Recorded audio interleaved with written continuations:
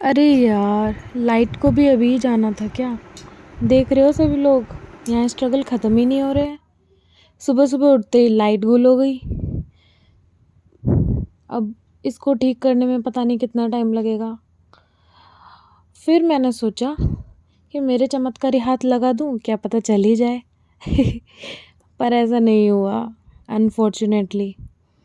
1 घंटे की मशक्क़त के बाद ट्यूबलाइट फाइनली ठीक हो गई। खैर, जीवन में अंधेरा है पर कमरे में तो उजाला हो ही गया। इसी खुशी में हम बैठ गए सुबह पढ़ाई करने। हमने टारगेट सेट किया, जो जो भी हमको पढ़ना है आज, उनको सेट करके बिना किसी देरी के हमने कर दी रेक्टाफिकेशन स्टार्ट। रेक्टाफिकेशन के साथ ही हमें भूख लगने लग गई, तो मैंने सोचा कि चलो कुछ व्रत वाला बना लेते हैं। तो यहाँ मैंने बनाया खीरे वाला रायता। तो मैं आपको बताती हूँ, इसकी बहुत इजी रेसिपी है और बहुत टेस्टी होता है। खीरे को अच्छे से कद्दूकस कर लो, उसके बाद दही को ऐसे छान के निकाल लो, क्योंकि छना हुआ बहुत ज़रूरी है, क्योंकि वो फिर वो दाने दाने आते हैं ना, वो बिल्कुल अच्छा नहीं लगता।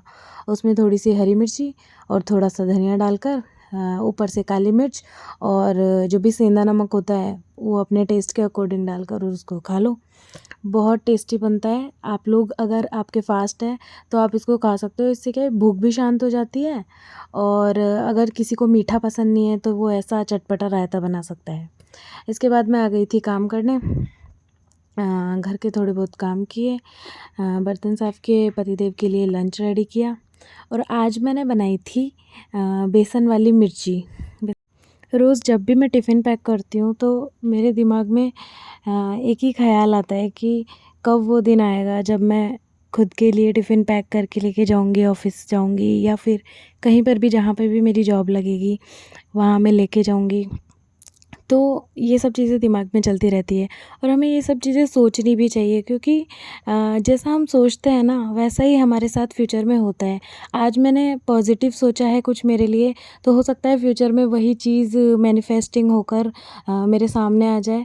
तो इसीलिए हमें हमेशा पॉज़िटिव सोचना चाहिए और हमेशा पॉज़िटिव रहना चाहिए, ताकि फ्यूचर में हमारे साथ सब कुछ अच्छा हो। पतिदेव को टिफ़िन पकड़ाकर, नहा धोकर मंदिर में भोले बाबा को जल चढ़ाकर मैं सीधा आ गई थी मेरे स्टडी रूम में। यहाँ मैंने जितना भी मैंने टारगेट बनाया था उसको कंप्लीट किया। शाम हो गई थी मुझे पढ़ते-पढ़ते। जितना भी हम टारगेट बनाते हैं ज़रूरी नहीं है कि वो डेली कंप्लीट ही हो जाए। अगर एक आध टॉपिक रह भी जाए तो हमें डिमोटिवेट नहीं होना है। बस हमें ये याद रखना है कि हमारी कितनी कैपेसिटी है, उसके अकॉर्डिंग हमें टारगेट बनाना है। तो आज के टारगेट पूरा होने की खुशी में भगवान ने भी मेरी सुन ली, और हमारे घर में आया टेस्टी टेस्टी घेवर। घेवर का भोग मैंने कान्हा जी को लगाया, क्योंकि ऐसा कहा जाता है हमारे में कि जो भी खाने की चीज़ या फिर कुछ जो भी नई चीज़ आती है तो हम सबसे पहले भगवान को भोग लगाते हैं, और फिर वो प्रसाद बन जाता है और फिर उसको हम खाते हैं। Thank you so much for watching.